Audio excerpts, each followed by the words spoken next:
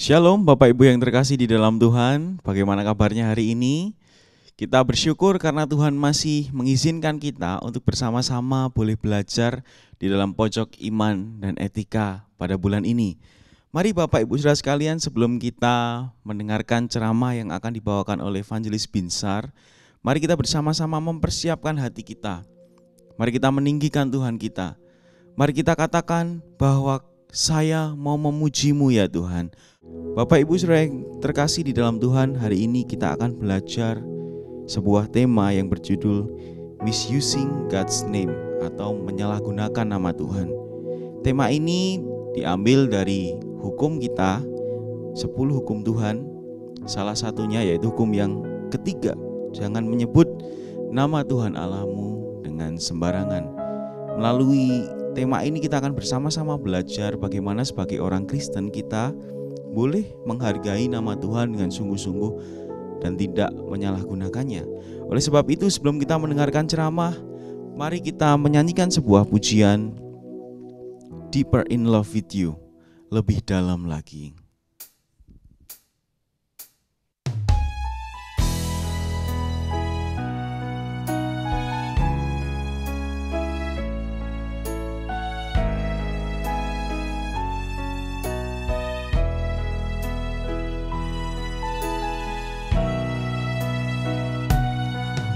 Satu hal yang kurindukan ya Tuhan, selalu berada di dekat-Mu. Dengan segenap hati, dengan segenap jiwa, ku menanti di hadirat-Mu. Lebih dalam lagi ku rindu Kau Tuhan, lebih dari segala yang ada. Lebih dalam lagi ku cinta Kau Yesus, ku mengasihi-Mu. Kita nyanyikan pujian ini di dalam bahasa Inggris. One thing that I've desired in my life, Lord. One thing that I've desired in my life, Lord, to thirst and hunger after You alone. With all my heart and soul, with all my strength and love, to worship as Your glory fill this place. Deeper in love with You, deeper in love with You. I love You more than anything in life. Deeper in love with You, deeper in love with You. Oh, how I love You, Lord. Lebih dalam lagi, lebih dalam lagi, ku rindu Kau Tuhan, lebih dari segala yang ada. Lebih dalam lagi, ku cinta Kau Yesus, ku mengasihi-Mu.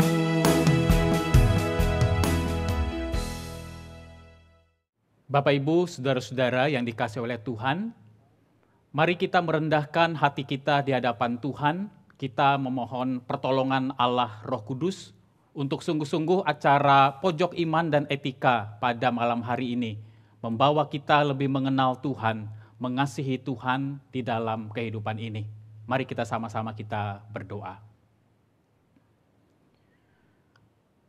Bapa di surga, pada saat ini ya Tuhan, kami sungguh rindu.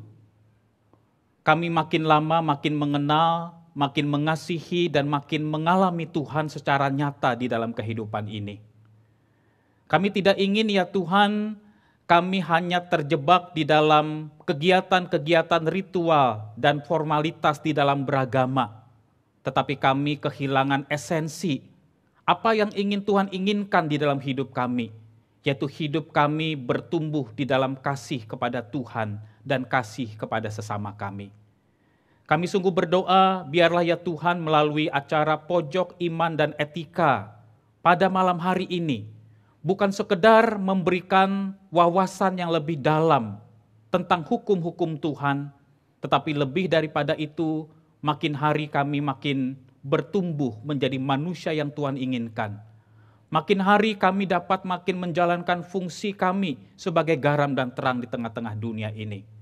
Pimpin dan tolong akan setiap kami ya Tuhan, berikan kepada kami konsentrasi yang baik, berikan kepada kami hati yang lapar dan haus akan Tuhan dan firman-Mu. Biarlah kiranya Allah Roh Kudus berkarya di tengah-tengah kami. Terpujilah Engkau ya Tuhan, demi nama Yesus Kristus Tuhan kami bersyukur dan berdoa. Amin. Salam Bapak Ibu, Saudara-saudari yang dikasihi oleh Tuhan Yesus Kristus.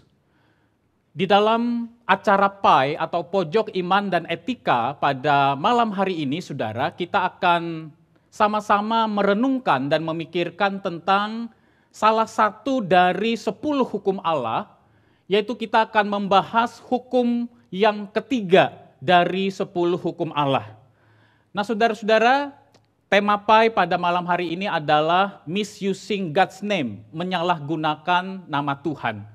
Dan saudara, melalui acara PAI pada malam hari ini, kita akan sama-sama belajar apa yang Tuhan maksudkan ketika Dia memberikan perintah larangan untuk saudara dan saya tidak menyebut dan menggunakan nama Tuhan secara sembarangan.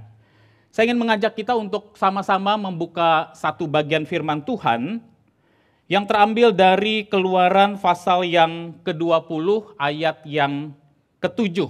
Dan ini adalah hukum yang ketiga dari 10 hukum Allah.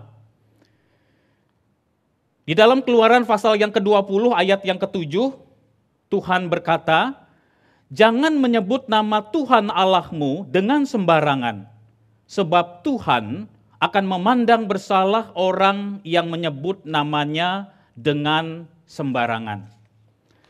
Nah Bapak Ibu, saudara-saudara yang dikasihi oleh Tuhan, secara negatif saudara, hukum yang ketiga ini merupakan sebuah larangan bagi kita untuk menyebut nama Tuhan dan menggunakan nama Tuhan di dalam kondisi yang tidak sepatutnya, atau menyebut dan menggunakan nama Tuhan tidak sebagai mestinya.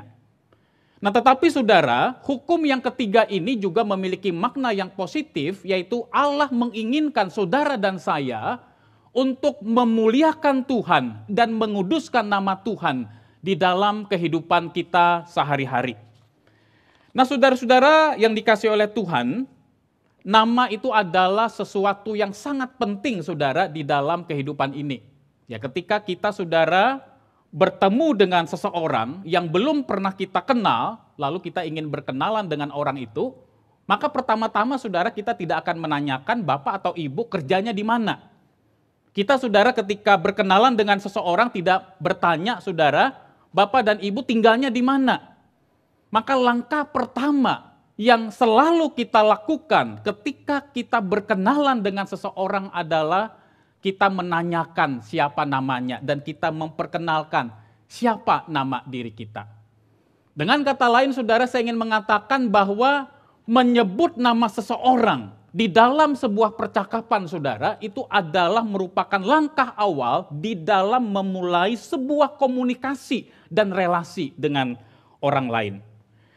Nah saudara-saudara, nama itu juga adalah sebuah penunjuk identitas diri kita.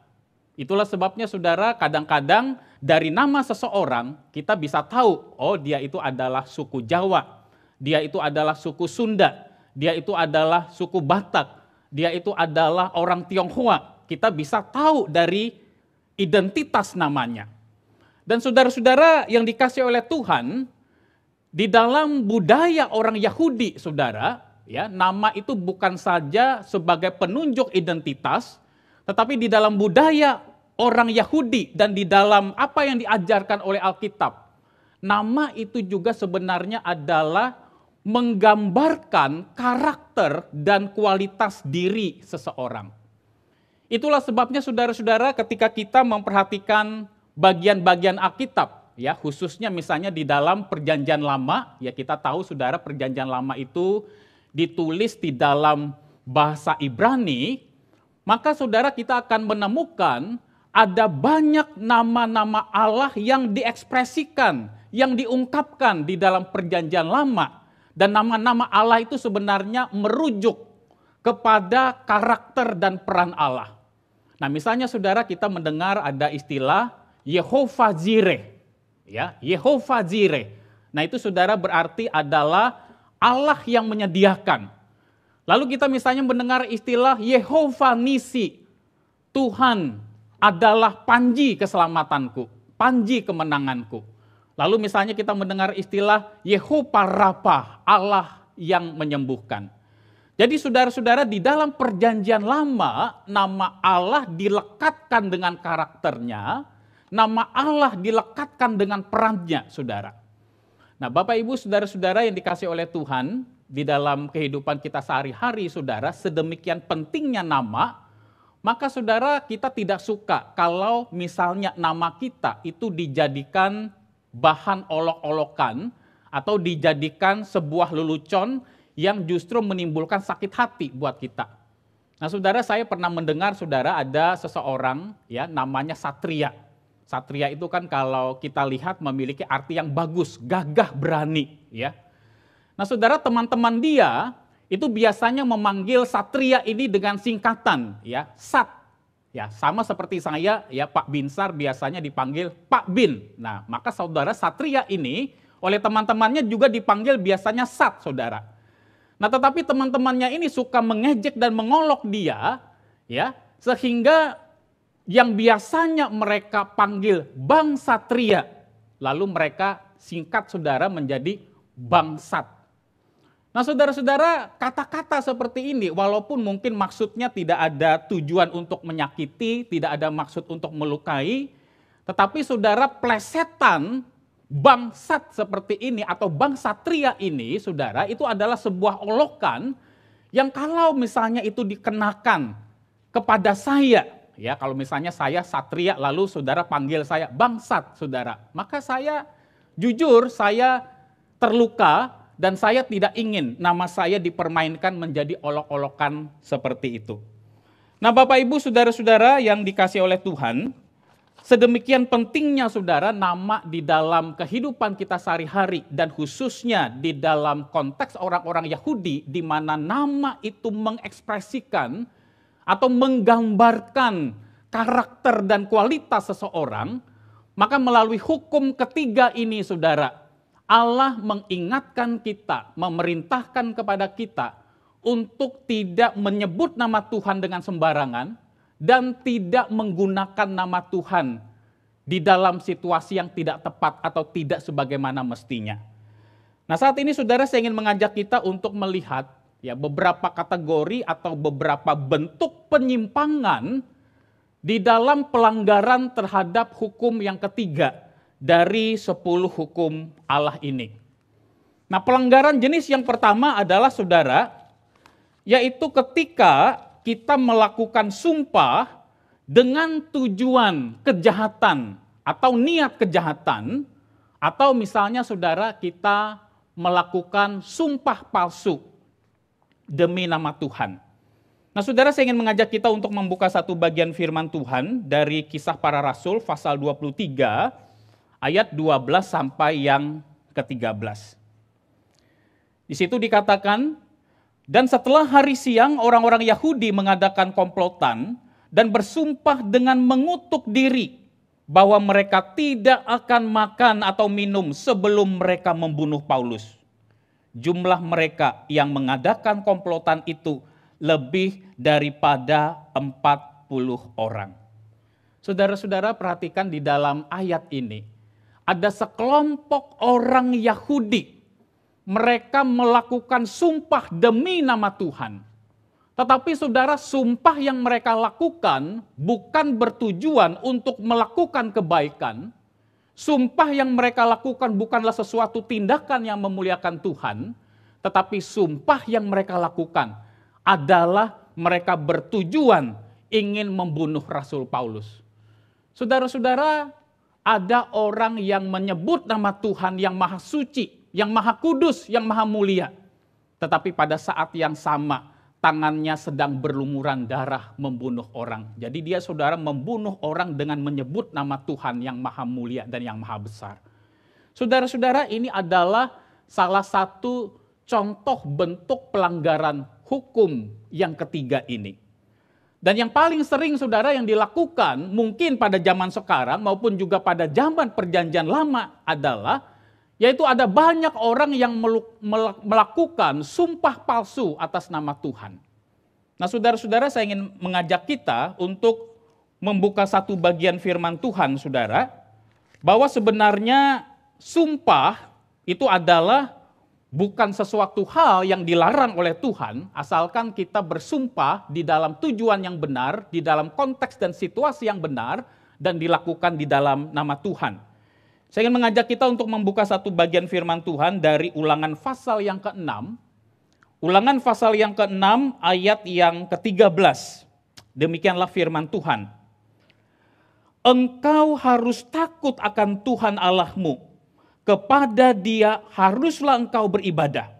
Perhatikan kalimat selanjutnya. Dan demi namanya, demi nama Tuhan, haruslah engkau bersumpah. Nah saudara-saudara yang terkasih di dalam Tuhan, ya kalau kita melihat pada masa kini saudara, tidak sedikit orang-orang Kristen yang memiliki pemikiran seperti ini. Pak, kita itu diajarkan tidak boleh sebagai orang Kristen bersumpah, apalagi bersumpah demi nama Tuhan. Yang bisa kita lakukan adalah kita berjanji. Dan bukankah kalau kita misalnya membaca pengajaran Yesus di dalam khotbah di bukit, di dalam Injil Matius pasal yang ke-5, Yesus melarang kita Pak untuk bersumpah. Kalau kita katakan ya, katakanlah ya. Kalau kita katakan tidak, katakanlah tidak. Jadi kita tidak perlu Pak untuk menegaskan apakah kalimat yang saya katakan ini benar atau tidak dengan sumpah kepada Tuhan. Nah saudara-saudara, saya ingin mengajak kita saudara untuk melihat perkataan Yesus yang sering kali disalahpahami saudara, yang seolah-olah menyatakan bahwa orang Kristen tidak boleh bersumpah sama sekali demi nama Tuhan. Mari kita membuka bagian khotbah Yesus di bukit dari Injil Matius pasal yang ke-5.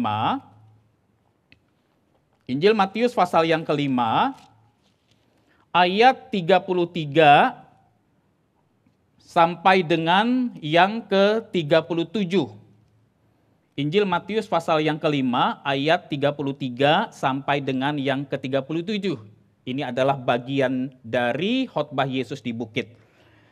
Tuhan Yesus berkata, kamu telah mendengar pula yang difirmankan kepada nenek moyang kita, jangan bersumpah palsu, melainkan peganglah sumpahmu di depan Tuhan. Tetapi aku berkata kepadamu, janganlah sekali-kali bersumpah, baik demi langit, karena langit adalah takhta Allah, maupun demi bumi, karena bumi adalah tumpuan kakinya, atau demi Yerusalem, karena Yerusalem adalah kota raja besar. Janganlah juga engkau bersumpah demi kepalamu, karena engkau tidak berkuasa memutihkan atau menghitamkan sehelai rambut pun. Jika ya, hendaklah kamu katakan ya. Jika tidak, hendaklah kamu katakan tidak. Apa yang lebih daripada itu berasal dari si jahat. Nah saudara-saudara, melakukan sumpah palsu saudara, ya kita bersumpah demi nama Tuhan, tetapi sebenarnya kita sedang melakukan sebuah dusta dan melakukan kebohongan di hadapan Tuhan dan di hadapan orang yang menyaksikan sumpah kita. Itu saudara adalah salah satu bentuk pelanggaran dari hukum yang ketiga ini. Nah saudara-saudara, sebelum saya membahas lebih jauh saudara tentang makna perkataan Yesus di dalam Injil Matius pasal yang ke-5 ayat 33 ini saudara, apakah orang Kristen boleh bersumpah atau tidak? Nah maka saya ingin mengajak kita terlebih dahulu memperhatikan apa perbedaan antara sumpah dengan nazar. Ya, di dalam Alkitab, khususnya di dalam Perjanjian Lama, saudara akan menemukan dua istilah ini, yaitu istilah sumpah dan nazar. Ya, ini adalah dua istilah yang berbeda. Nah, saudara-saudara, saya ingin mengingatkan kepada kita semua, ya, ketika kita saudara mencoba untuk memahami atau menafsirkan istilah-istilah yang ada di dalam Alkitab, maka saudara kita harus memahami istilah-istilah yang dipakai oleh Alkitab di dalam konteks terminologi dan pemahaman dari budaya atau apa yang disampaikan oleh Alkitab. Nah, misalnya saudara, kalau di dalam kitab-kitab hikmat, ya, di dalam kitab-kitab hikmat itu misalnya adalah kitab Amsal, ada dua ungkapan atau dua istilah yang seringkali dipakai, yaitu orang bijak, wise man, dan orang bodoh atau fool man. Nah, ketika kita saudara menemukan istilah atau ungkapan orang bodoh, ya, di dalam kitab-kitab hikmat, misalnya di dalam kitab Amsal, maka saudara kita tidak boleh menafsirkan istilah orang bodoh ini di dalam pemahaman kita zaman sekarang. Ya, lalu kita melihat, oh maksudnya apa sih orang bodoh? Kita buka saudara di Kamus Besar Bahasa Indonesia KBBI. Oh, orang bodoh itu artinya adalah menurut KBBI, yaitu orang yang memiliki daya tangkap yang lambat. Orang yang sulit untuk mengerti, ya, lambat di dalam memahami sesuatu. Tidak bisa mengerjakan sesuatu yang seharusnya dia kerjakan. Itulah kategori orang bodoh. Tetapi saudara, yang dimaksudkan oleh Alkitab atau kitab-kitab hikmat ketika berbicara tentang orang bodoh, fool man, itu bukan merujuk kepada intelijensia, bukan merujuk kepada lambatnya dia di dalam memahami pelajaran atau menangkap sebuah materi, saudara, tetapi istilah orang bodoh di dalam Alkitab itu merujuk kepada orang yang hidupnya tidak takut kepada Tuhan. Orang yang hidupnya tidak mengasihi Tuhan. Jadi sekalipun mungkin orang itu pinter, orang itu berpendidikan, orang itu secara intelektual adalah orang yang luar biasa. Tetapi jikalau dia hidup tidak takut kepada Tuhan, tidak mengasihi Tuhan, mengabaikan dan merendahkan firman Tuhan, maka dia dikategorikan sebagai fool man atau orang yang bodoh menurut kitab-kitab hikmat.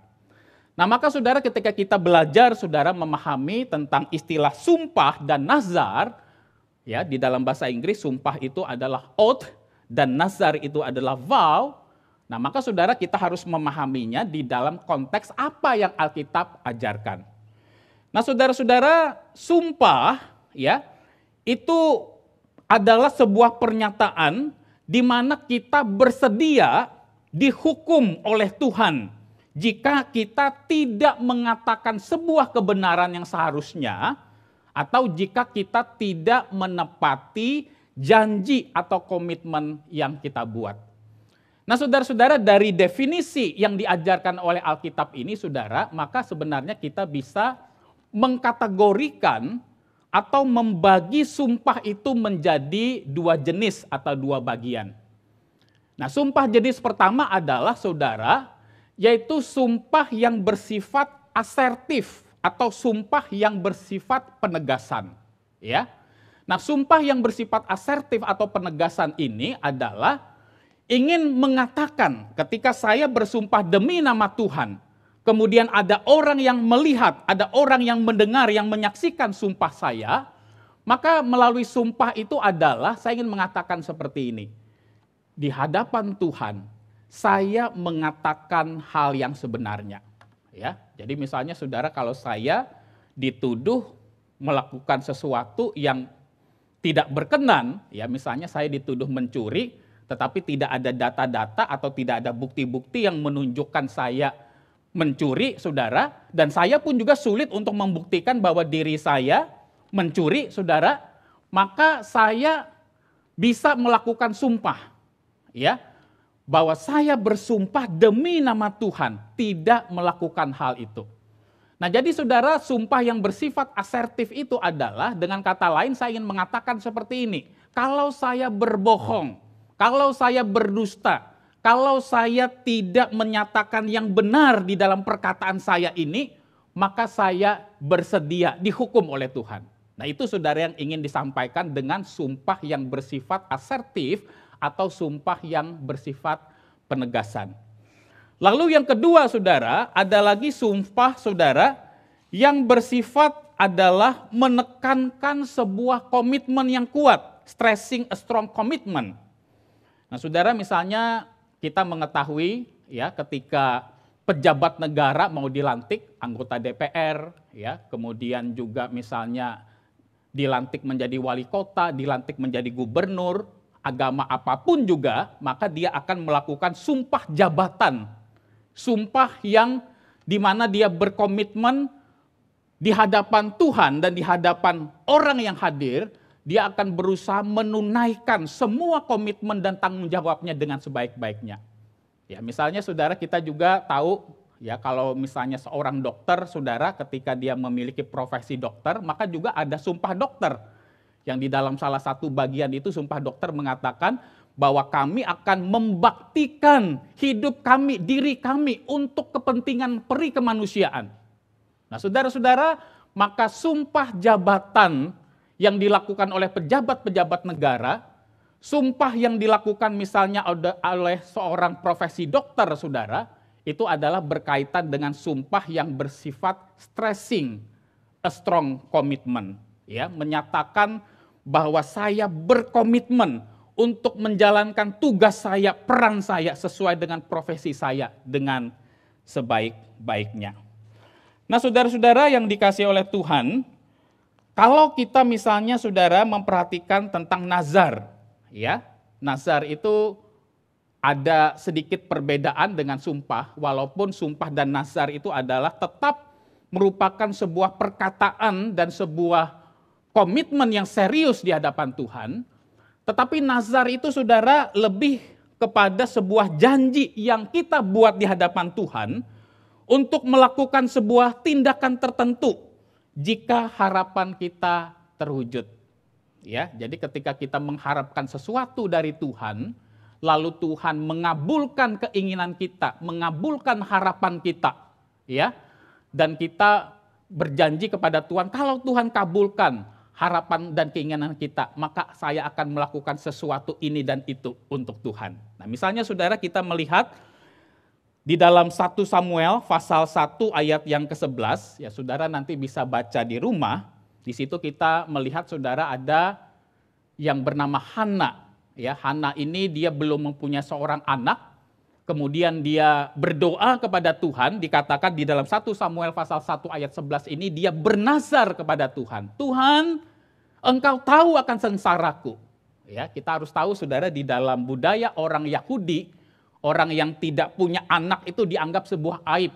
Ya, orang yang tidak punya anak itu di dalam budaya orang Yahudi, saudara, seolah-olah Tuhan itu sedang menghukum dia. Ya, sehingga secara sosial orang yang tidak punya anak, saudara, di dalam budaya orang Yahudi itu adalah orang yang merasa tertekan, orang yang merasa terisolasi secara sosial. Nah, di dalam kondisi seperti ini, saudara, Hana bernazar kepada Tuhan. Tuhan, kalau Engkau memberikan seorang anak laki-laki kepadaku, maka aku akan mempersembahkan anak ini kepadamu. Atau dengan kata lain, saudara, kalau kita bahasakan zaman sekarang, Tuhan, kalau Engkau memberikan anak laki-laki kepada aku, maka anak ini Tuhan akan aku persembahkan kepadamu untuk menjadi hamba-Mu melayani Engkau seumur hidupnya. Dan saudara, di dalam bagian ini kita mendengar bahwa Tuhan mengabulkan permintaan Hana. Ya, dari rahim Hana ini lahirlah yang kita kenal dengan Nabi Samuel. Dan Hana pun memenuhi nazarnya, mempersembahkan Samuel sejak masa mudanya kepada Tuhan. Nah, saudara-saudara, itulah perbedaan antara sumpah dengan nazar. Nah, saudara-saudara yang dikasihi oleh Tuhan, kenapa saudara ketika kita melakukan sumpah palsu, ya, menggunakan nama Tuhan, tetapi sebenarnya pada saat yang sama kita sedang melakukan kebohongan atau sebuah dusta.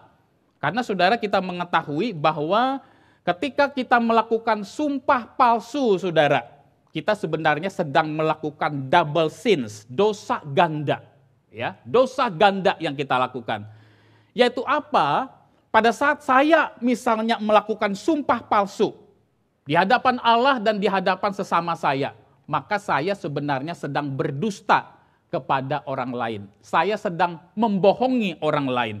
Itu berarti saudara, saya bukan menjadi orang yang berintegritas. Orang yang berintegritas itu artinya adalah orang yang perkataan dan perbuatannya sama. Orang yang keluar dari mulut dan ada yang di dalam hatinya sama. Tidak ada kepura-puraan, tidak ada kemunafikan. Nah, ketika saya melakukan sumpah palsu, saudara, maka saya menjadi orang yang munafik, orang yang tidak berintegritas, dan orang yang sedang melakukan kebohongan kepada orang lain.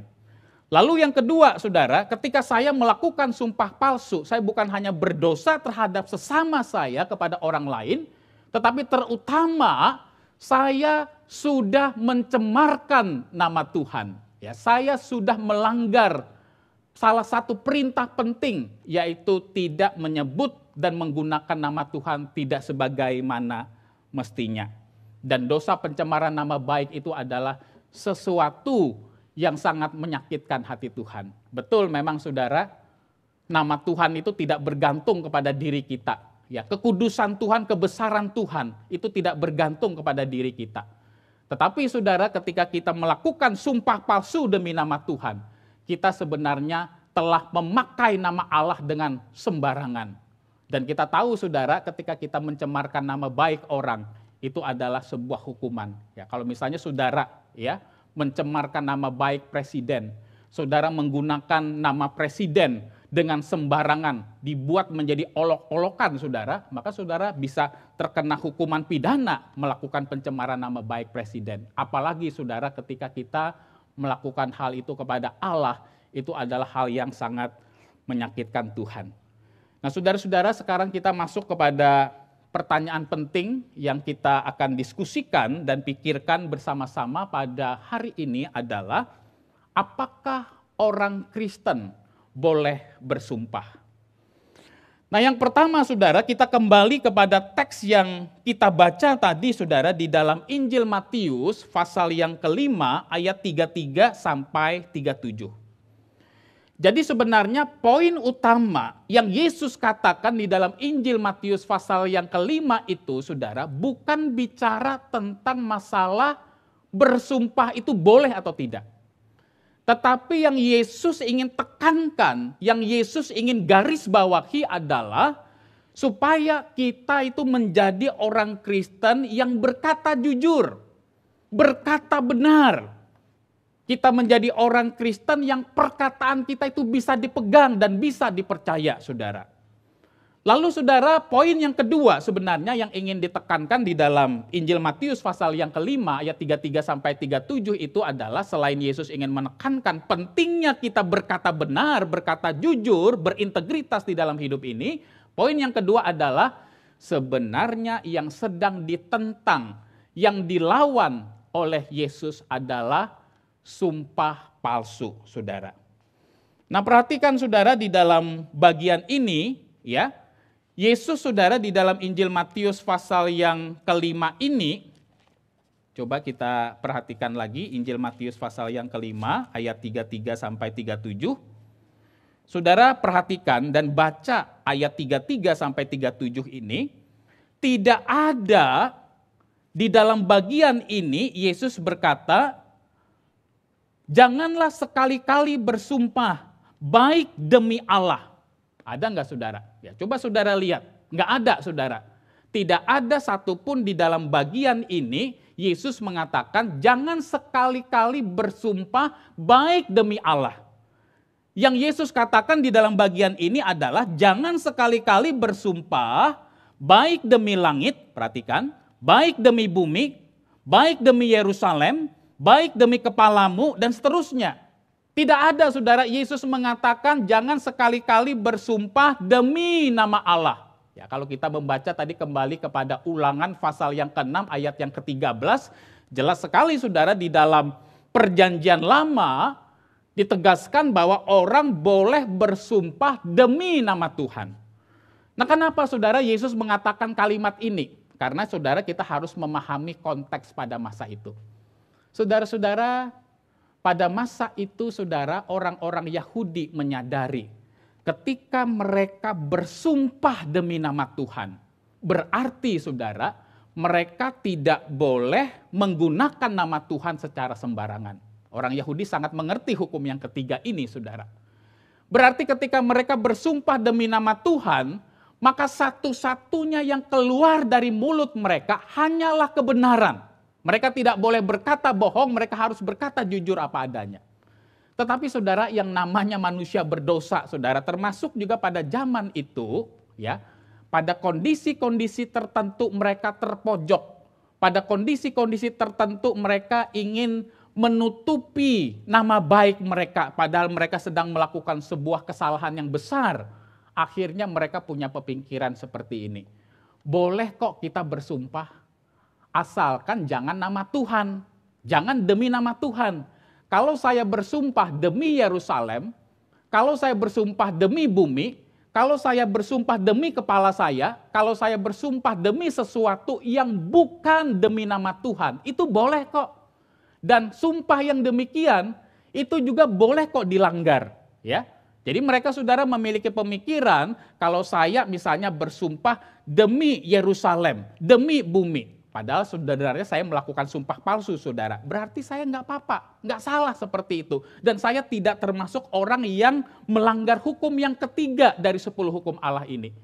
Jadi inilah saudara yang ditentang oleh Yesus. Ya, misalnya di dalam bagian lain, di dalam Matius pasal 23 ayat 16 sampai 22, di situ Yesus juga mengecam ahli-ahli Taurat dan orang-orang Farisi, di mana mereka menggunakan sumpah palsu. Ya, mereka tidak berani saya bersumpah demi nama Allah, mereka bersumpah demi nama sesuatu yang lain, tetapi sebenarnya pada intinya, pada hakikatnya, mereka sedang melakukan kebohongan di hadapan orang lain. Lalu yang berikutnya, saudara, kita melihat apakah sumpah boleh dilakukan atau tidak. Ya, kita lihat saudara di dalam Ibrani pasal yang ke-6 ayat 13 sampai 17. Ya. Sumpah saudara diperbolehkan di dalam kondisi-kondisi tertentu. Misalnya, pemerintah menuntut hal itu dari rakyat. Ya, seperti tadi sumpah yang dilakukan oleh pejabat-pejabat negara, saudara, yang menekankan bahwa mereka akan sungguh-sungguh berkomitmen menjalankan tugas mereka dengan sebaik-baiknya. Atau misalnya, saudara, di dalam keadaan darurat untuk meneguhkan kesetiaan dan kebenaran demi kemuliaan Allah dan demi kebaikan sesama manusia. Nah, saudara, mari kita melihat satu bagian firman Tuhan ya tentang hal ini. Di dalam Ibrani pasal yang ke-6, saya ingin mengajak kita membaca ayat yang ke-16 sampai yang ke-17. Dikatakan demikian, sebab manusia bersumpah demi orang yang lebih tinggi, dan sumpah itu menjadi suatu pengokohan baginya yang mengakhiri segala bantahan. Karena itu untuk lebih meyakinkan mereka yang berhak menerima janji itu, akan kepastian putusannya, Allah telah mengikatkan dirinya dengan sumpah. Ya, perhatikan saudara ayat yang ke-16. Sumpah itu menjadi suatu pengokohan baginya yang mengakhiri segala bantahan. Ya, di dalam terjemahan English Standard Version saudara dikatakan sebuah sumpah itu adalah sebuah konfirmasi final yang mengakhiri bantahan. Maksudnya apa saudara? Maksudnya adalah seperti ini, saudara. Ada kondisi-kondisi khusus ya yang terjadi misalnya pada zaman dahulu, ya zaman dahulu teknologi mungkin tidak secanggih sekarang ya, belum ada yang namanya CCTV, tetapi walaupun demikian saudara, prinsip yang ada tentang sumpah ini bisa juga digunakan di dalam kasus-kasus khusus di zaman sekarang. Ya, misalnya saudara, saya dituduh mencuri ya, tetapi orang yang menuduh saya melakukan tindakan pencurian, dia juga tidak punya data-data yang cukup, yang kuat untuk menyatakan saya melakukan tindakan mencuri, saudara. Maka saudara, jika hal ini ya perlu untuk kebaikan umat, untuk kebaikan tubuh Kristus, saudara, maka sebagai orang percaya saya bisa berkata seperti ini, demi nama Tuhan, saya bersumpah bahwa saya tidak melakukan tindakan pencurian ini. Dengan kata lain saudara, melalui perkataan ini saya ingin mengatakan, demi nama Tuhan, saya bersedia menerima hukuman dari Tuhan jikalau saya melakukan tindakan pencurian atau saya berbohong kepada Bapak Ibu. Maka saudara, kalau ada saudara-saudara seiman yang berani bersumpah atas nama Tuhan, dia mengatakan bahwa dia tidak melakukan tindakan ini, perhatikan di dalam bagian ini dikatakan apa? Sumpahnya itu mengakhiri setiap pertikaian dan bantahan yang ada. Artinya apa saudara? Artinya masalah kecurigaan kita terhadap orang itu sudah selesai. Ya, kecuali kalau kita bisa memaparkan bukti-bukti atau data-data yang akurat saudara, yang menunjukkan bahwa betul dia memang mencuri. Nah, tetapi ketika dia sudah melakukan sumpah saudara, maka perselisihan, pertikaian ini ya, ini dianggap sudah selesai. Nah, lalu saudara mungkin bertanya, Pak, gimana kalau misalnya ternyata dia bersumpah palsu? Ya, dia memakai nama Tuhan, tapi sebenarnya dia benar loh Pak mencuri. Nah, saudara-saudara, disinilah saudara, sebagai orang beriman, sebagai komunitas orang percaya, kita mempercayakan semuanya itu kepada Tuhan. Dalam arti apa saudara? Dia sudah berani bersumpah demi nama Tuhan bahwa dia tidak melakukan tindakan ini. Tetapi kalau ternyata betul dia yang melakukannya, biarlah dia berurusan secara pribadi kepada Tuhan. Tetapi kita saudara sudah menjalankan bagian dan tanggung jawab kita dan mengakhiri perbantahan ini. Saudara-saudara yang terkasih di dalam Tuhan, sekarang saudara kita akan melihat kembali saudara, ya, tentang praktek-praktek sumpah yang dilakukan di dalam Alkitab. Kita melihat misalnya tentang Yesus Kristus. Kita sama-sama buka saudara Injil Matius pasal yang ke-26. Matius pasal yang ke-26. Ayat 63 sampai 64. Matius 26 ayat 63 sampai dengan yang ke-64. Ya.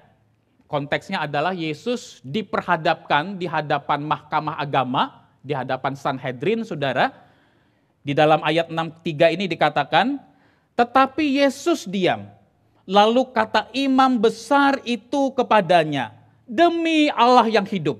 Ya, perhatikan saudara, imam besar menanyai Yesus dimulai dengan kata apa? Demi Allah yang hidup. Ini berarti saudara sebuah pertanyaan yang sangat serius karena memakai nama Tuhan di dalamnya.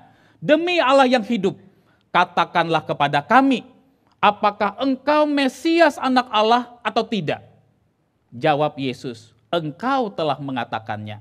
Akan tetapi aku berkata kepadamu, mulai sekarang kamu akan melihat anak manusia duduk di sebelah kanan yang maha kuasa dan datang di atas awan-awan di langit. Maka imam besar itu mengoyakkan pakaiannya dan berkata, ia menghujat Allah. Untuk apa kita perlu saksi lagi? Sekarang telah kamu dengar hujatnya. Saudara-saudara, kalau saudara membaca konteks Injil Matius pasal yang ke-26 ini, saudara, ya Yesus itu sedang dihadapkan di dalam mahkamah agama. Ada begitu banyak imam-imam besar, pemimpin-pemimpin agama Yahudi, bahkan sekelompok orang Yahudi yang sangat membenci akan Yesus, ingin supaya Yesus dihukum. Nah, saudara-saudara, ada begitu banyak pertanyaan-pertanyaan yang diajukan oleh orang-orang itu kepada Yesus. Ya, dikatakan di dalam ayat 63 ini, Yesus tetap diam dengan pertanyaan-pertanyaan itu.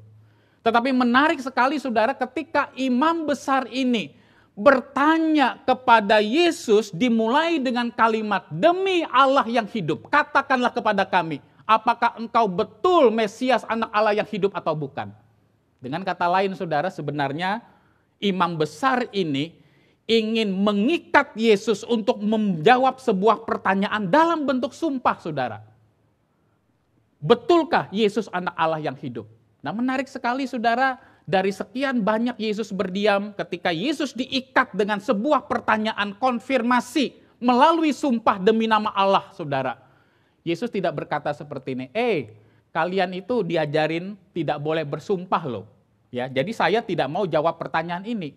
Nah, ketika Yesus diminta untuk menjawab pertanyaan konfirmasi apakah betul dia adalah Mesias, anak Allah yang hidup, Yesus saudara tidak berdiam diri. Ya, dan Yesus mengatakan bahwa betul, engkau sendiri mengatakan, dalam arti apa? Ya betul, bahwa aku adalah Mesias, anak Allah yang hidup. Jadi dengan kata lain saudara, ketika Yesus menjawab pertanyaan ini, Yesus pun terikat dengan sebuah sumpah. Dan Yesus tidak melarang kita bersumpah di dalam kondisi-kondisi khusus. Nah saudara-saudara, lalu saudara misalnya kita melihat ya contoh-contoh lain di dalam Alkitab yang melakukan sumpah selain Yesus Kristus adalah Rasul Paulus. Ya, kalau kita melihat di dalam Perjanjian Baru saudara, Rasul besar Rasul Paulus itu berkali-kali dia melakukan sumpah. Walaupun ya tidak selalu sumpah yang disampaikan oleh Paulus itu di dalam bentuk aku bersumpah demi nama Tuhan. Tetapi saudara, ungkapan-ungkapan yang dipakai oleh Rasul Paulus yang menegaskan sebenarnya dia sedang bersumpah adalah dia sedang seringkali memulai perkataannya dengan kalimat di hadapan Allah. Atau Allah menjadi saksiku. Ya. Mari saudara misalnya kita membuka beberapa bagian firman Tuhan dari Galatia pasal yang ke-1 ayat yang ke-20. Galatia pasal yang ke-1 ayat yang ke-20, di sini Rasul Paulus berkata, di hadapan Allah kutegaskan. Ya, perhatikan kalimat di hadapan Allah ditegaskan. Ini adalah sebuah kalimat yang setara dengan sumpah saudara. Artinya, aku tidak berbohong loh. Allah sendiri yang menjadi saksi bahwa apa yang aku katakan ini benar. Ya, apa yang dia katakan? Apa yang kutuliskan kepadamu ini benar. Aku tidak berdusta. Lalu misalnya satu bagian lagi saudara, 2 Korintus pasal yang ke-1 ayat yang ke-23. 2 Korintus pasal yang pertama ayat yang ke-23, di sini Rasul Paulus berkata, tetapi aku memanggil Allah sebagai saksiku. Ya, tetapi aku memanggil Allah sebagai saksiku. Nah, walaupun di sini saudara tidak dimulai dengan kalimat aku bersumpah demi nama Allah. Jadi saudara jangan salah paham, ya. Bahwa sumpah itu selalu harus dimulai saya bersumpah demi nama Tuhan. Tetapi ketika kita mengatakan bahwa apa yang saya katakan ini adalah sebuah kebenaran, Tuhan adalah saksiku, Tuhan sendiri melihat, maka sebenarnya kita sedang mengucapkan sesuatu yang hakikat dan kesetaraannya sama dengan sumpah. Di sini Paulus berkata, tetapi aku memanggil Allah sebagai saksiku, ia mengenal aku. Bahwa sebabnya aku tidak datang ke Korintus ialah untuk menyayangkan kamu. Ya, dengan kata lain Paulus berkata, ini loh sebuah kebenaran yang aku tidak buat-buat, yang aku tidak karang-karang. Allah sendiri yang Maha Tahu menjadi saksi. Ini menunjukkan bahwa Paulus pun ya beberapa kali saudara di dalam Alkitab, ya di dalam slide yang ada, saudara bisa lihat bahwa Paulus pun juga melakukan sumpah. Lalu saudara misalnya kita lihat kehidupan orang beriman, Abraham saudara. Ya, kita buka di dalam Kejadian 21 ayat 23 saudara, nanti saudara bisa baca di rumah. Nah di situ saudara Raja Abimelek ya meminta kepada Abraham bersumpahlah demi nama Tuhan bahwa engkau akan berlaku baik kepada diriku, kepada keluarga besarku, dan kepada negaraku. Maka saudara, pada saat itulah Abraham mengiyakan. Artinya Abraham tidak keberatan bahwa dirinya diikat dengan sumpah. Dia juga akan bersumpah bahwa dia akan menjaga, akan merawat, dan tidak melakukan sesuatu yang tidak baik untuk keluarga Abimelek. Lalu yang terakhir saudara yang menarik, Allah sendiri pun juga bersumpah. Ya, Allah sendiri pun juga bersumpah. Kita buka saudara satu bagian firman Tuhan, Kejadian pasal 22 ayat 15 sampai dengan 18. Kejadian pasal 22 ayat 15 sampai dengan yang ke-18. Ya, di sini Tuhan berkata demikian.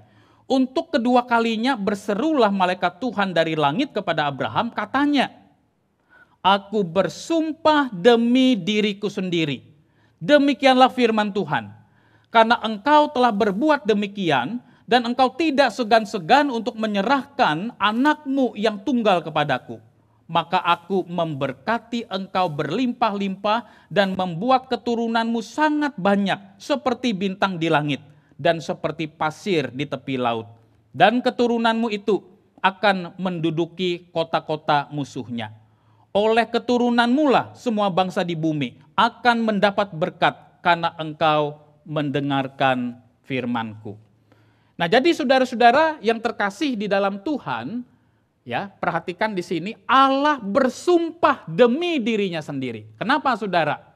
Karena tidak ada satupun pribadi yang lebih tinggi dari Allah.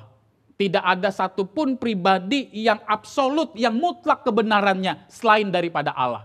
Maka saudara, Allah tidak bersumpah demi langit, ya, Allah tidak bersumpah demi bumi, dia tidak mungkin bersumpah atas sesuatu yang lebih rendah dari dirinya. Maka di dalam bagian ini dikatakan Allah bersumpah demi dirinya sendiri. Nah saudara-saudara, ketika Allah memberikan sebuah janji kepada Abraham, saudara, dan Allah memberikan janji itu ditegaskan, dikonfirmasi, diperkuat dengan sumpahnya, saudara, maksudnya adalah Allah sebenarnya ingin mengatakan kepada Abraham bahwa apa yang telah dia janjikan, ya, termasuk yang dia katakan di dalam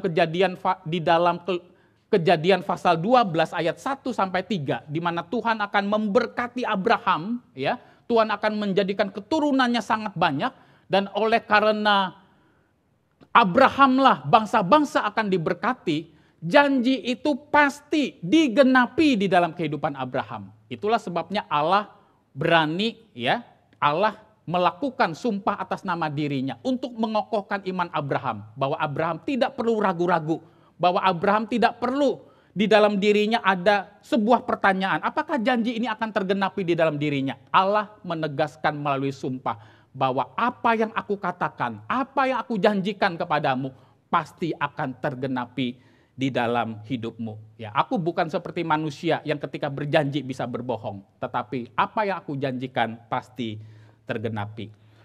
Lalu saudara, kita bisa melihat misalnya di dalam buku-buku pengakuan iman, saudara, ya, ada 2 buku pengakuan iman yang cukup baik untuk gereja-gereja Protestan, saudara, yang saya pahami, yaitu Katekismus Heidelberg dan juga Katekismus Westminster, saudara. Itu adalah buku pegangan di dalam pengajaran atau doktrin dasar dari gereja-gereja Protestan, saudara. Nah, di dalam pertanyaan nomor 101, ya, di dalam Katekismus Heidelberg, ya, ini adalah katekismus yang dibuat di gereja-gereja Protestan di Jerman, saudara, ya, diajukan sebuah pertanyaan. Tetapi apakah orang boleh bersumpah demi Allah dengan maksud saleh? Ya, ini pertanyaan nomor 101, saudara, di dalam Katekismus Heidelberg. Dikatakan seperti ini, boleh. Kalau pemerintah menuntut hal itu dari rakyat atau karena keadaan darurat.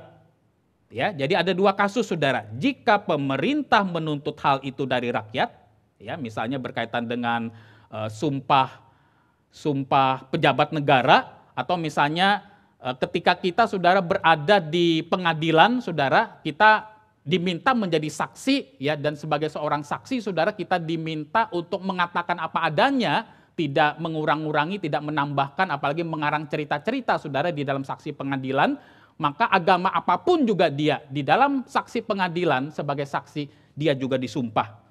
Atau karena keadaan darurat.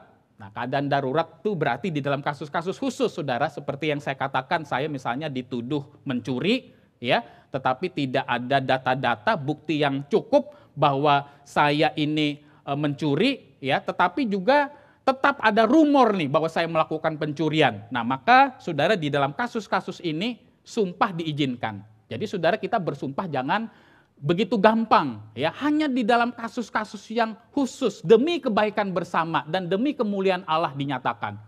Jadi jangan, saudara, kalau misalnya ada orang berkata, aduh kayaknya kamu lagi sakit deh, gitu kan, ya. Ada orang ketemu saya, kayaknya Pak Binsar lagi sakit nih, kayaknya mukanya lagi pucet. Ya, padahal saya melihat kondisi saya tidak sakit, lalu saya ngomong, demi Tuhan yang hidup, saya tuh bukan sedang sakit loh, ya hanya kurang tidur aja tadi malam. Nah saudara, ini termasuk di dalam kategori saya menyalahgunakan nama Tuhan. Jadi saudara, untuk hal-hal yang sifatnya informal, ya percakapan sehari-hari, ya sesuatu yang tidak darurat, sesuatu kasus yang tidak terlalu penting, kita tidak perlu menegaskan kebenaran kata-kata kita dengan sebuah sumpah. Ya, kita harus ingat apa perkataan Yesus, kalau ya katakan ya, kalau tidak katakan tidak. Ya, jadi dalam percakapan yang sifatnya informal, saudara, berkatalah jujur. Kalau kita ingin, misalnya tidak selalu kan kita mengungkapkan ada yang perkataan atau apa yang ada di dalam pikiran kita. Ya mungkin kita tidak selalu bisa jawab pertanyaan orang. Pak Binsar lagi sakit ya? Oh enggak, lagi kurang tidur aja misalnya seperti itu. Nah jadi saudara, tidak perlu kita menegaskan perkataan kita lewat sebuah sumpah.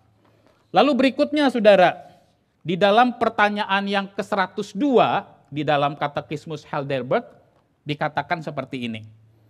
Apakah orang-orang boleh bersumpah demi orang-orang kudus tertentu atau demi makhluk lain?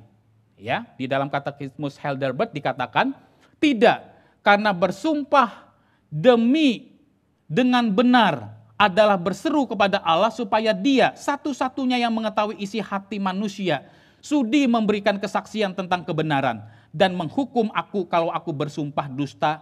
Tidak ada makhluk yang berhak mendapat kehormatan itu. Nah, jadi saudara-saudara, saya ingin mengambil kesimpulan tentang masalah sumpah. Yang pertama, saudara, sumpah diizinkan di dalam kasus-kasus khusus di mana pemerintah menuntut hal itu kepada kita, atau di dalam keadaan-keadaan darurat untuk menyelesaikan pertikaian atau kecurigaan-kecurigaan atau perselisihan-perselisihan yang ada. Lalu yang kedua saudara, sumpah yang benar itu hanya dilakukan demi nama Tuhan. Jadi saudara tidak boleh saya bersumpah demi kepala saya.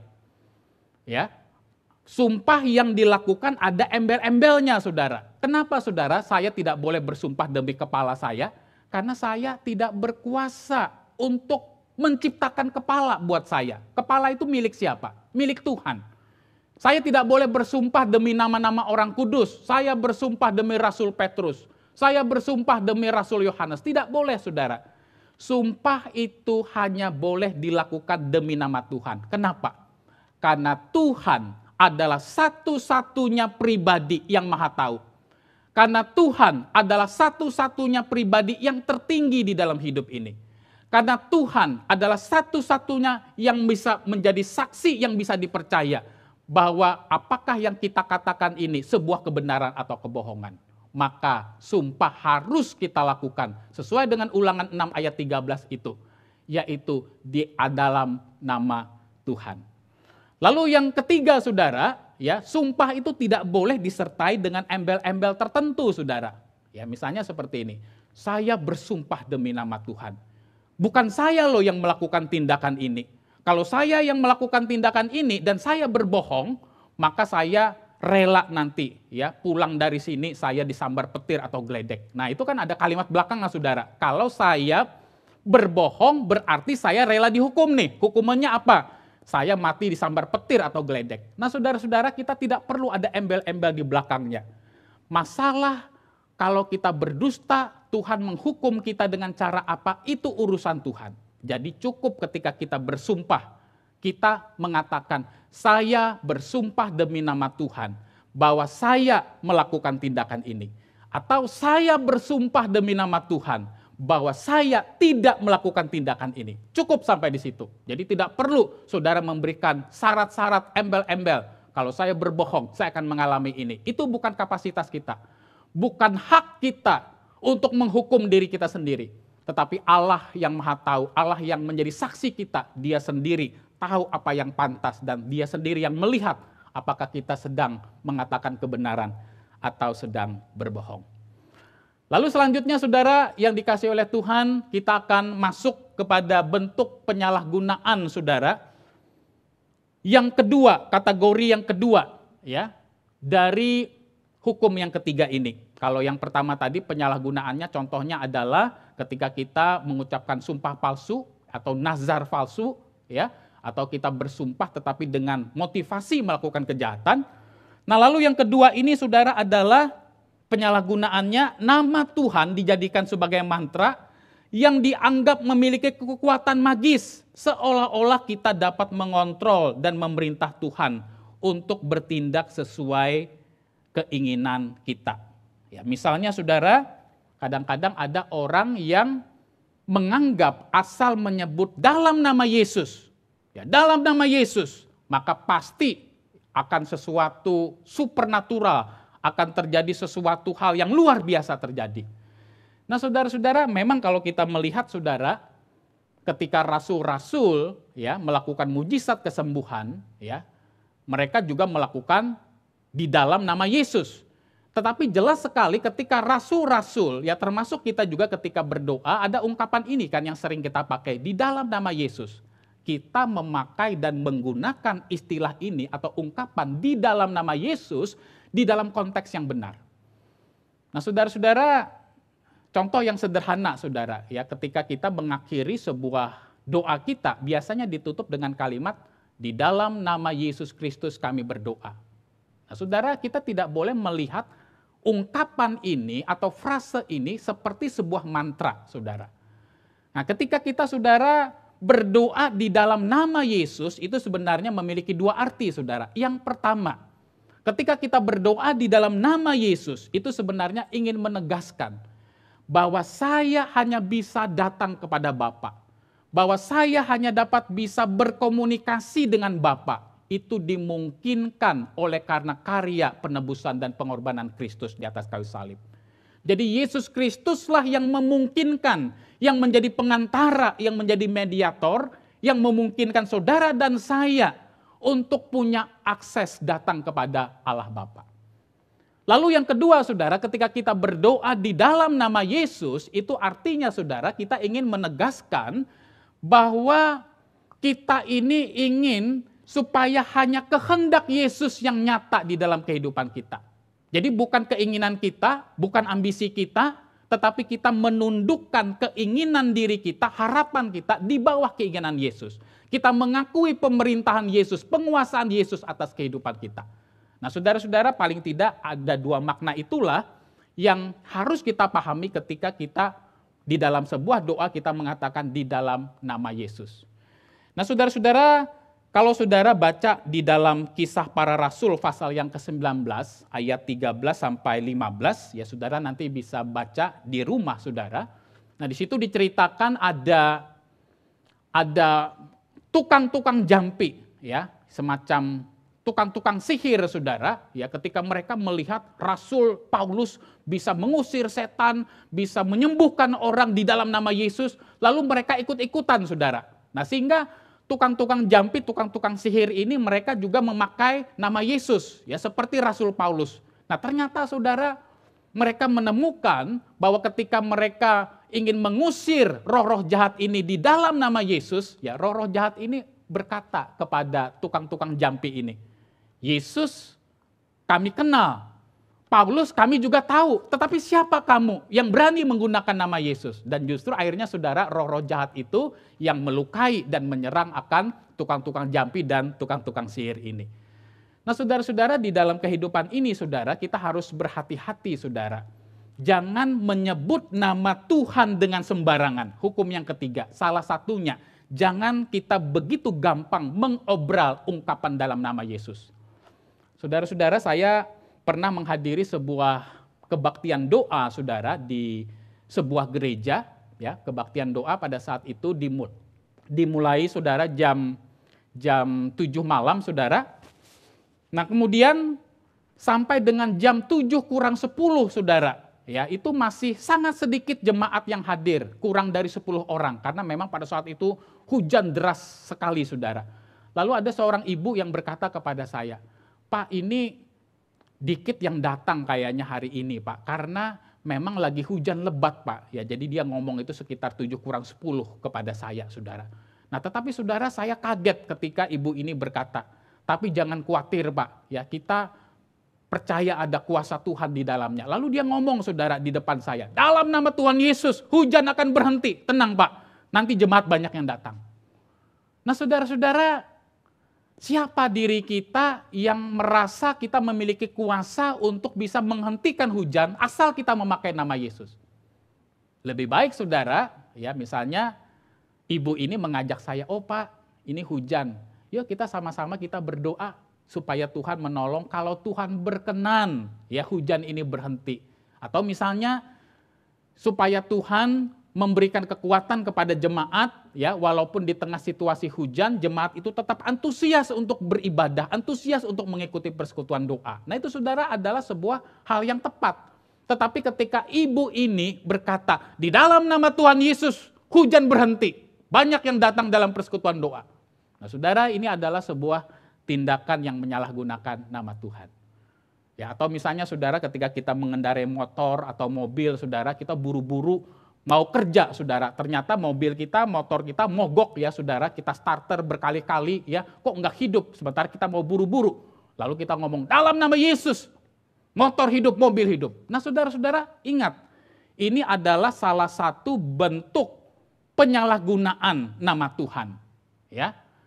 Lebih baik saudara kita berdoa, ya entah itu lewat hati kita atau berkata-kata, Tuhan tolonglah ini mobil atau motor sedang mogok, mungkin ada masalah tapi saya sedang buru-buru, kiranya Tuhan tolong. Ya jadi maksudnya jalan dulu deh nih motor mobil, nanti kalau ada kerusakan kan bisa diperbaiki saudara. Kita berdoa kepada Tuhan dengan sikap hati yang benar, dengan hikmat, bukan mengobral ya dalam nama Yesus dan menggunakan kalau kita menyebut nama Yesus itu menjadi seolah-olah sebuah mantra yang memiliki nilai magis atau memiliki kekuatan gaib. Saudara-saudara yang terkasih di dalam Tuhan, penyalahgunaan yang berikutnya saudara, yang ketiga adalah nama Tuhan digunakan sebagai seruan pada saat kita kaget, kesal, marah, atau nama Tuhan diobral dengan cara yang tidak benar. Ya. Nah saudara-saudara yang dikasihi oleh Tuhan, misalnya saudara kita kadang-kadang sering mendengar ketika misalnya kita kaget ya, lalu kita berkata, oh my God, begitu. Ya, oh my God. Nah saudara-saudara yang terkasih dalam Tuhan, perkataan kita itu tergolong menyalahgunakan nama Tuhan atau menyebut nama Tuhan dengan sembarangan, itu juga bergantung kepada beberapa hal. Yang pertama saudara, bergantung kepada tujuan kita, motivasi kita, konteks kita ketika kita mengucapkan kalimat itu. Jadi ketika kita mengatakan oh my God, ya sebenarnya apa motivasi kita? Apa tujuan kita? Dan apa konteks kita ketika mengucapkan kalimat itu? Lalu yang kedua saudara, ketika kita mengucapkan kata oh my God di dalam kondisi tertentu atau waktu tertentu, kita harus selalu berpikir saudara, bagaimana ya perasaan Tuhan ketika saya mengucapkan kalimat ini. Saudara-saudara, kita termasuk menyalahgunakan nama Tuhan ketika saudara tanpa alasan yang jelas, tanpa motivasi yang jelas, tanpa tujuan yang jelas, dengan latah kita berkata, misalnya pulpen saya jatuh, oh my God. Apa hubungannya oh my God dengan pulpen jatuh, saudara? Ketika misalnya handphone saya jatuh, lalu saya dengan spontan, dengan latah saya berkata, oh my God. Apa hubungannya handphone saya jatuh dengan oh my God? Tetapi saudara beda misalnya, ya. Kalau misalnya saudara ketika di jalan, lalu saudara melihat ada orang yang nyebrang lalu ditabrak oleh mobil. Orang itu terpelanting misalnya, saudara. Lalu saudara berkata, oh my God, ya Tuhan. Nah, dan saudara sadar ketika saudara menyebut nama Tuhan, melihat orang itu ditabrak mobil, sebenarnya saudara ada rasa kasihan kepada orang itu. Lewat perkataan, oh Tuhan, oh my God, saudara sebenarnya ingin, Tuhan tolong loh orang itu.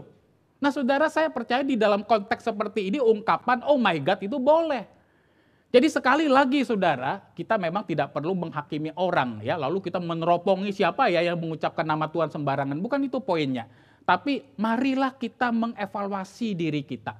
Ketika kita mengucapkan kalimat itu motivasinya apa, tujuannya apa, konteksnya apa. Dan bagaimana perasaan Tuhan ketika mendengar nama Dia disebut di dalam konteks kita itu. Saudara-saudara, ada orang saudara ya, misalnya di dalam sebuah pesta pernikahan ya, dia melihat ada orang yang kalau pesta prasmanan itu kan ambil makanan sendiri saudara. Lalu dia ngelihat ada orang ya umur 40 tahun ngambil makanan banyak banget, gunungnya tinggi banget ya. Ini pesta pernikahan prasmanan saudara. Lalu dia ini ketika kaget melihat, gila tuh orang banyak banget ngambil makanan, lalu dia ngomong, darah Yesus. Nah saudara-saudara, apa hubungannya antara perkataan darah Yesus dengan kita itu kaget melihat tuh orang makan di pesta pernikahan banyak banget sih, gunungnya tinggi banget. Apa hubungannya saudara darah Yesus dengan banyaknya makanan yang diambil? Nah saudara, maka saya percaya saudara, kalimat-kalimat seperti ini adalah sebuah kalimat yang termasuk di dalam kategori menyalahgunakan hukum Tuhan, hukum yang ketiga. Walaupun mungkin kita bisa berkata, Pak, saya tidak ada niat jahat kok, saya tidak bermaksud untuk menyebut nama Tuhan sembarangan, tetapi tindakan kita dengan menyebut darah Yesus kaget melihat orang makan dalam jumlah yang banyak. Dan kita harus tahu saudara, biasanya ungkapan darah Yesus atau darah Kristus di Alkitab itu dipakai berkaitan di dalam konteks pengampunan dosa dan penebusan dosa. Jadi saudara, jangan sampai kita menggunakan ya nama Tuhan dengan sembarangan.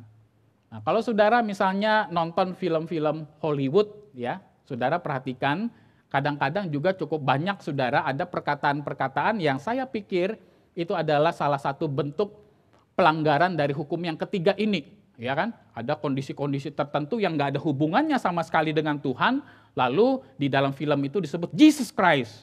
Apalagi ada kata-kata yang misalnya mengutuk, mengumpat, ya, God damn, ya, sialan. Ya, jadi saudara, ketika kita marah, ketika kita kesal, kita menyebut nama Tuhan. Nah saudara, saya berkata seperti ini bukannya berarti kita tidak boleh nonton film Hollywood. Ya, saya juga sering saudara nonton film Hollywood. Tetapi poin saya adalah, saudara perhatikan, kadang-kadang ada percakapan-percakapan ya di dalam film Hollywood itu menggunakan nama-nama Tuhan yang sebenarnya tidak sepantasnya. Ya, nama Tuhan saudara tidak boleh diobral sedemikian rupa sehingga kita tidak punya rasa hormat kepada Tuhan. Lalu yang berikutnya saudara, kategori yang keempat yang termasuk penyalahgunaan nama Tuhan, misusing God's name saudara, yaitu nama Tuhan digunakan bertujuan untuk memanipulasi orang lain demi mencari keuntungan diri sendiri atau melakukan kejahatan dalam nama Tuhan. Nah saudara-saudara, saya ingin mengajak kita misalnya membuka satu bagian firman Tuhan dari Ulangan pasal yang ke-18. Ulangan pasal yang ke-18 ayat 20 sampai dengan yang ke-22. Ulangan pasal yang ke-18 ayat 20 sampai dengan yang ke-22.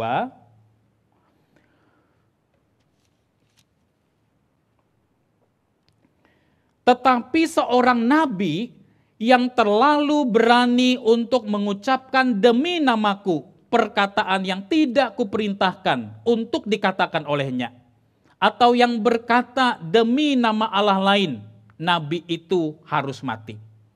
Jika sekiranya kamu berkata dalam hatimu, bagaimanakah kami mengetahui perkataan yang tidak difirmankan Tuhan? Apabila seorang nabi berkata demi nama Tuhan, dan perkataannya itu tidak terjadi dan tidak sampai, maka itulah perkataan yang tidak difirmankan Tuhan. Dengan terlalu berani, nabi itu telah mengatakannya, maka janganlah gentar kepadanya. Nah saudara-saudara yang terkasih di dalam Tuhan, ya di dalam kategori yang keempat ini saya sedikit ingin menyinggung tentang masalah ada orang-orang tertentu saudara yang berani ya berkata Tuhan berbicara kepada saya menyuruh kamu untuk melakukan ini dan itu.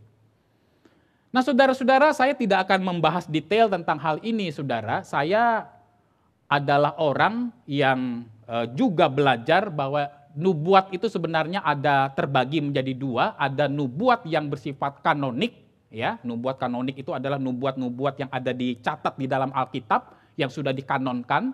Tetapi ada juga nubuat-nubuat yang bersifat non-kanonik, saudara. Yang biasanya itu adalah sesuatu yang sifatnya pribadi di dalam konteks-konteks tertentu. Nah, saudara, saya tidak membahas hal ini secara detail ya tentang masalah nubuat, apa perbedaan antara nubuat kanonik dengan nubuat non-kanonik. Tetapi saudara, poinnya adalah kita harus berhati-hati ketika menggunakan nama Tuhan ya untuk mengabsahkan tindakan kita. Ada orang yang berani berkata seperti ini. Tuhan berbicara kepada saya bahwa saya harus meninggalkan tempat ini.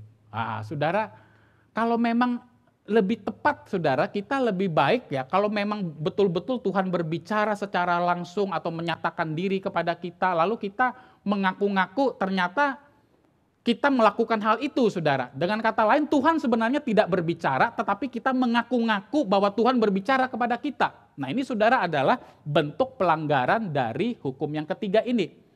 Jadi lebih baik, saudara, kita misalnya berkata di dalam pergumulan saya, doa saya, mencari pimpinan dan kehendak Tuhan di dalam kehidupan ini, saya memutuskan untuk meninggalkan tempat ini.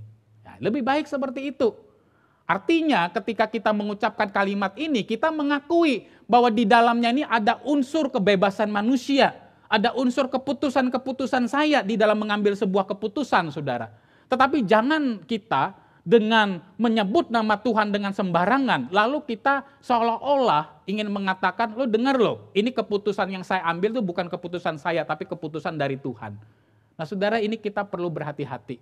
Apalagi ada nubuat-nubuat palsu. Misalnya contoh, saudara, betapa sering, saudara, kita mendengar ada begitu banyak orang-orang yang menubuatkan Tuhan Yesus datang tanggal sekian, bulan sekian, tahun sekian. Kalau kita baca, saudara, di dalam sejarah gereja, sudah begitu banyak nubuat-nubuat palsu seperti ini yang sudah diperingatkan oleh Allah di dalam Ulangan pasal yang ke-18 ini. Tuhan Yesus datang, ya, sampai ada orang yang jual hartanya, ya, jual barang-barangnya, dia berhenti kerja karena dia dicekokin oleh para pemimpinnya, dan dia juga, saudara, gampang dibohongi bahwa Tuhan Yesus beberapa hari lagi akan datang. Ya, kasus-kasus seperti ini sangat banyak sekali, saudara. Dan ini adalah nubuat-nubuat palsu. Pemimpin-pemimpin agama yang mengaku seolah-olah mereka punya wahyu khusus dari Tuhan, tetapi sebenarnya Tuhan tidak berbicara kepada mereka. Saudara-saudara, berkaitan dengan hal ini, ya, kita juga harus ingat di dalam Injil Matius pasal yang ke-7 ayat 21 sampai dengan 23. Ya, Yesus pernah berkata, "Bukan setiap orang yang berseru kepadaku, Tuhan, Tuhan, akan masuk ke dalam kerajaan sorga, melainkan mereka yang melakukan kehendak Bapakku di sorga. Pada hari yang terakhir nanti akan banyak orang berseru kepadaku, Tuhan, bukankah aku dulu mengusir setan demi namamu? Bukankah aku dulu melakukan mujizat demi namamu? Bukankah aku dulu bernubuat demi namamu?" Dan Yesus berterus terang, saudara, "Enyahlah kamu, hai kamu sekalian pembuat kejahatan." Saudara-saudara yang terkasih di dalam Tuhan, kalau kita membaca Injil Matius pasal 7 ayat 21 sampai 23 ini, saudara, dan saya memperhatikan beberapa penafsir di dalam menafsirkan bagian ini, ya di situ dikatakan kata Tuhannya berapa kali, saudara? Diulang 2 kali. Tuhan, Tuhan. Bukan setiap orang yang berseru kepadaku, Tuhan, Tuhan, akan masuk ke dalam kerajaan sorga. Jadi, saudara, ada orang-orang yang sebenarnya dengan motivasi yang salah, dengan motivasi yang jahat, dia menyebut nama Tuhan. Orang ini kelihatannya antusias. Orang ini kelihatannya diurapi oleh Tuhan. Orang ini kelihatannya dipakai oleh Tuhan. Tetapi sebenarnya orang-orang ini adalah orang-orang yang tidak pernah mengalami karya kelahiran baru di dalam Roh Kudus. Yesus katakan, "Aku tidak pernah kenal engkau." Atau dengan kata lain, saudara, Yesus sendiri mengatakan, sekalipun engkau melakukan hal-hal yang besar itu atas namaku, aku tidak punya relasi personal, aku tidak punya relasi pribadi dengan engkau. Dan Yesus katakan, "Enyahlah kamu sekalian pembuat kejahatan." Ya, di dalam bahasa aslinya, saudara, istilah pembuat kejahatan di dalam bagian ini adalah orang yang terus-menerus mengabaikan hukum-hukum Allah di dalam hidup mereka. Jadi kelihatannya mereka orang yang diurapi oleh Tuhan, mengusir setan demi nama Yesus, bernubuat demi nama Yesus, melakukan mujizat demi nama Yesus, tetapi ada dua hal yang fatal di dalam diri mereka di dalam Matius 7 ini. Ternyata orang-orang ini tidak punya relasi pribadi dengan Kristus. Dengan kata lain, mereka memang tidak pernah mengalami karya kelahiran baru oleh Roh Kudus. Dan yang kedua, di dalam hidup mereka sehari-hari, mereka melakukan kejahatan di dalam arti terus-menerus mengabaikan hukum-hukum Allah di dalam kehidupan mereka. Saudara-saudara, ini mengingatkan kepada kita, saudara, kuasa itu lahir di dalam hidup kita bukan seberapa sering nama Tuhan disebutkan. Dan ketika saya, saudara, mempersiapkan materi ini, saya mencoba mengevaluasi diri saya. Tuhan, jangan-jangan saya adalah orang yang sering kali salah di dalam jatuh di dalam kesalahan menggunakan nama Tuhan. Sebagai seorang rohaniwan, sebagai seorang hamba Tuhan, saudara, saya sadar profesi saya, pekerjaan saya adalah pekerjaan yang paling sering menyebut nama Tuhan. Saya diingatkan sebagai hamba Tuhan, saya harus mengevaluasi diri saya. Saya harus mengecek hati saya. Apakah saya menggunakan nama Tuhan dengan rasa hormat? Apakah saya menggunakan nama Tuhan dengan tidak mengiming-imingi orang, saudara? Ya, asal menyebut nama Tuhan biar orang rasa takut, lalu memberikan kesan kita diurapi Tuhan. Tapi sebenarnya kita melakukan manipulasi terhadap orang lain melalui perkataan banyaknya Tuhan yang keluar dari mulut kita. Saudara-saudara, saya pun ketika membalas WhatsApp dari orang, saudara, saya jujur, ya, tidak mau lagi terlalu mengobral kata GBU atau God bless you. Tetapi kalau saya membalas WhatsApp orang, saudara, kalau memang betul-betul di dalam hati saya ingin berkata, biarlah Tuhan memberkati engkau, saya akan tulis God bless you. Tapi kalau pada saat itu saya di dalam hati saya sedang, ya, ada sesuatu yang saya mungkin agak sulit terkoneksi dengan Tuhan, sehingga saya memang dari pikiran saya tidak ingin mengucapkan kalimat God bless you itu di dalam WhatsApp kepada orang lain, saya tidak akan tulis. Jadi saudara, sekali lagi saya tidak ingin mengatakan bahwa apa yang saya lakukan ini menjadi sebuah hal yang normatif bagi semua orang, saudara. Tetapi inilah saya percaya bentuk-bentuk yang harus saya sadari sebagai seorang hamba Tuhan. Ada orang, saudara, yang terlalu gampang mengucapkan puji Tuhan, tiap berapa detik puji Tuhan, tiap berapa detik puji Tuhan. Saudara, tentu tidak salah, saudara, kita ngomong puji Tuhan. Ya, kita mensyukuri berkat Tuhan, kita berterima kasih kepada Tuhan. Tetapi sekali lagi, jangan mengobral nama Tuhan. Jangan membuat nama Tuhan itu menjadi nama yang murahan. Nah, saudara, orang-orang Yahudi itu sangat hati-hati, saudara, mereka di dalam menyebut nama Tuhan, saudara. Yang terakhir, saudara, penyalahgunaan dari hukum ini adalah yang kelima. Ketika kita menyanyi lagu pujian hanya dengan bibir kita, tetapi tidak melibatkan hati kita. Ketika kita berdoa kepada Tuhan, tetapi kita tidak mempercayakan hidup kita kepadanya. Saudara-saudara, menarik sekali, di dalam salah satu bukunya, saudara, Ellen Redpath, ya, seorang pengkhotbah dan penulis dari Inggris, saudara, di dalam bukunya yang berjudul Law and Liberty, Hukum Taurat dan Kebebasan. Dia mengucapkan kalimat seperti ini. Berdoa tetapi tidak berbuat, percaya tetapi tidak menaati, memuji Tuhan tetapi dalam hati berontak adalah tindakan yang menyalahgunakan nama Tuhan. Saya ingin mengajak kita, saudara, untuk membuka satu bagian firman dari perkataan Yesus dalam Injil Matius pasal yang ke-15. Injil Matius pasal yang ke-15 ayat 8 sampai dengan yang ke-9. Yesus mengutip perkataan nubuat dari Nabi Yesaya tentang kehidupan bangsa Israel, kehidupan ibadah bangsa Israel. Bangsa ini memuliakan aku dengan bibirnya, padahal hatinya jauh daripadaku. Percuma mereka beribadah kepadaku, sedangkan ajaran yang mereka ajarkan ialah perintah manusia. Nah, saudara-saudara yang terkasih di dalam Tuhan, betapa tidak mudah sebenarnya saudara kita untuk menjalankan praktek hukum yang ketiga dari 10 hukum Allah ini. Ketika kita sebenarnya saudara sedang berdoa kepada Tuhan, ya di dalam doa tentu saja kita menyebut nama Tuhan, kita berseru kepada Tuhan, ada kata-kata Tuhan, ada nama Tuhan di dalam doa-doa kita. Tapi pada saat yang sama saudara, hati kita sebenarnya tidak tertuju kepada Tuhan.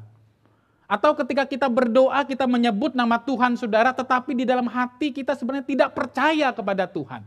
Doa kita hanya sebuah formalitas. Kata-kata Tuhan itu keluar dari mulut kita hanya mengalir begitu saja, tanpa kita betul-betul menyadari apa arti dan maknanya. Maka ini pun adalah salah satu bentuk penyalahgunaan nama Tuhan di dalam kehidupan kita.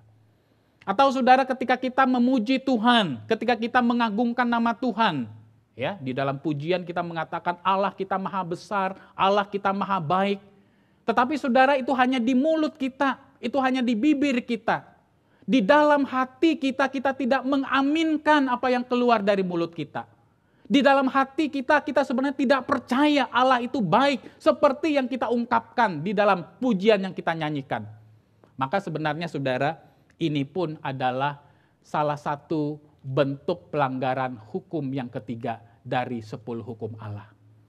Bapak, Ibu, saudara-saudara yang terkasih di dalam Tuhan, menarik sekali saudara ketika kita membaca 10 hukum Allah ini saudara. Sebenarnya 10 hukum Allah ini bukan dimulai dengan perintah, tetapi 10 hukum Allah ini dimulai dengan deklarasi atau pernyataan anugerah dari Allah. Nah, saudara, saya ingin mengajak kita untuk memperhatikan bagian ini dari Keluaran pasal yang ke-20.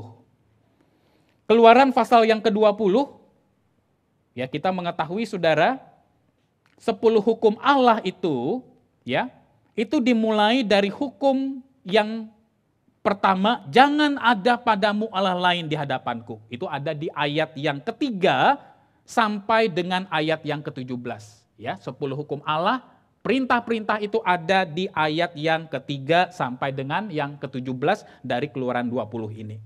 Tetapi yang menarik sekali saudara, sebelum Allah memulai dengan perintah-perintah ini, ya, di dalam ayat yang kedua, 10 hukum ini dibuka dengan sebuah deklarasi, sebuah pernyataan, dibuka dengan sebuah prolog yang berkata seperti ini. Akulah Tuhan Allahmu yang membawa engkau keluar dari tanah Mesir, dari tempat perbudakan. Saudara-saudara, sayang sekali kita sebagai orang Kristen, ya, hanya berfokus kepada ayat yang ketiga sampai yang ke-17, yaitu isi daripada 10 hukum itu, tetapi kadang-kadang ketika kita membaca Alkitab, ya tidak memperhatikan bahwa 10 hukum ini dimulai dengan pernyataan akulah Tuhan Allahmu yang membawa engkau keluar dari tanah perbudakan di Mesir. Apa artinya kalimat ini saudara? Arti kalimat ini saudara ingin menyatakan sebenarnya bahwa hukum-hukum yang Tuhan berikan ini, dari hukum yang ke-1 sampai dengan hukum yang ke-10, itu diberikan kepada umat Israel di dalam konteks umat Israel sudah melihat karya pembebasan dari Allah. Di dalam konteks umat Israel sudah mengalami anugerah kelepasan dari Allah, yaitu keluar dari tanah perbudakan di Mesir. Jadi hukum-hukum yang Allah berikan ini, dari hukum 1 sampai dengan hukum yang ke-10, itu sebenarnya saudara mengekspresikan dua hal. Yang pertama, Allah ingin berkata, sebagai umat yang telah ditebus, sebagai umat yang telah diselamatkan, sebagai umat yang sudah dikeluarkan dari perbudakan di Mesir. Ya, di dalam konteks kita perjanjian baru adalah orang yang sudah dibebaskan dan dilepaskan dari perbudakan dosa. Maka Allah ingin supaya kita menjadi umat yang kudus. 10 hukum Allah, hukum yang pertama sampai dengan hukum yang ke-10, itu sebenarnya mengekspresikan, merefleksikan kekudusan Allah dan karakter Allah. Allah adalah Allah yang kudus dan Ia ingin kita juga menjadi umat yang kudus di hadapannya. Dan yang kedua saudara, hukum Allah hukum 1 sampai dengan hukum yang ke-10 ini, selain merefleksikan tentang karakter Allah yang kudus, sebenarnya hukum 1 sampai 10 ini adalah merupakan sarana untuk saudara dan saya mengekspresikan dan mengungkapkan kasih kita kepada Tuhan melalui ketaatan kita kepada Tuhan. Bapak Ibu saudara-saudara, di dalam Injil Yohanes pasal yang ke-14 ayat yang ke-15 Tuhan Yesus berkata, "Jikalau engkau mengasihi aku, maka engkau akan menuruti segala perintahku." Perintah-perintah Tuhan itu saudara salah satunya ada di dalam hukum ke-1 sampai dengan hukum yang ke-10 ini. Dan bagaimana cara kita mengungkapkan, mengekspresikan kasih kita kepada Tuhan adalah juga dengan cara kita mentaati hukum-hukum yang ada ini. Saudara-saudara, ketika saudara mendengarkan ceramah pojok iman dan etika ini, termasuk juga diri saya, saudara, betapa untuk memenuhi satu hukum saja kita begitu sulit. Siapa di antara kita yang melihat acara PAI pada saat ini yang berani berkata, "Saya tidak pernah loh Pak menyebut nama Tuhan dengan sembarangan." Saya kira tidak ada di antara kita yang berani berkata itu, termasuk saya.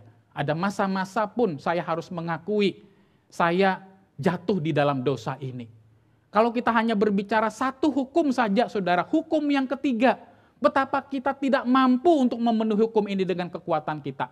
Belum lagi berbicara hukum ke-1, hukum kedua, hukum yang lain. Yang sebenarnya semua hukum-hukum ini saling berkaitan erat satu dengan yang lain, saudara. Saudara-saudara, disinilah kita membutuhkan Kristus di dalam hidup kita. Kita tidak mungkin bisa menuruti hukum-hukum Allah ini dengan kekuatan kita, kalau bukan Allah Roh Kudus yang menuliskan firman itu di dalam loh hati kita. Biarlah kita saudara menjadi pribadi-pribadi yang belajar untuk mempraktekkan hukum-hukum Tuhan. Kita mempraktekkan 10 hukum Allah ini saudara, bukan tujuan akhirnya supaya kita memperoleh keselamatan. Bukan itu tujuan 10 hukum diberikan. Tetapi justru 10 hukum ini diberikan di dalam konteks anugerah Allah yang sudah dialami oleh umat Israel. Di dalam konteks anugerah Allah yang sudah saudara dan saya alami di dalam Yesus Kristus. Maka saudara 10 hukum ini biarlah menjadi satu sarana yang selalu kita diingatkan bahwa Allah kita adalah Allah yang kudus, yang menuntut kita untuk hidup kudus. Dan Allah menginginkan kita mengungkapkan kasih, mengekspresikan kasih kita kepada Tuhan. Salah satunya adalah mentaati perintah-perintah Tuhan di dalam hidup ini. Kiranya Tuhan menolong kita untuk kita bisa menggunakan nama Tuhan dengan rasa hormat, dengan rasa respek, dengan sebagaimana mestinya.